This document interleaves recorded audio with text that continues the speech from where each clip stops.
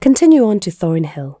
A short distance before the village is Drumlanrig Castle, the Dumfriesshire home of the Duke of Buccleuch and Queensberry, and consists of the castle, gardens, country park and 100,000-acre estate. The castle is featured on our front cover. Drumlanrig Estate is part of Buccleuch Estates, and these days is the largest privately owned landholding in Europe, totalling some 277,000 acres.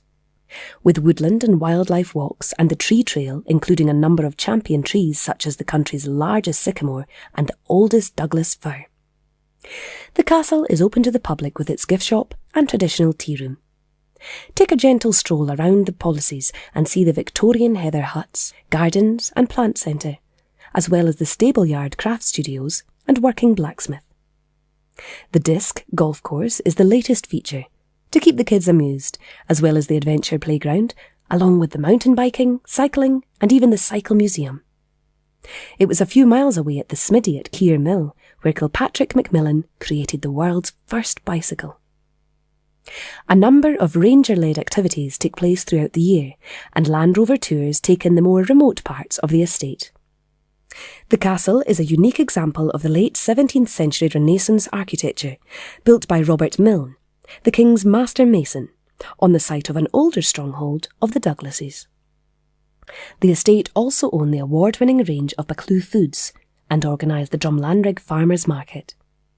It also lets shooting and fishing and some holiday cottages, and hold regular events and activities throughout the year. Buccleuch Estates these days is the largest privately owned landholding in Europe, totalling some 277,000 acres. In 2003, the Madonna of Yardwinder by Leonardo da Vinci, valued at 50 million, was stolen from the castle. A few years later, the painting was recovered in a clandestine meeting at a solicitor's office in Glasgow that had been intercepted by the police. Leave Thornhill via the Dalveen Pass, a wonderful mountain pass through the rounded moorland hills of the southern uplands to Crawford. Then head south onto Moffat.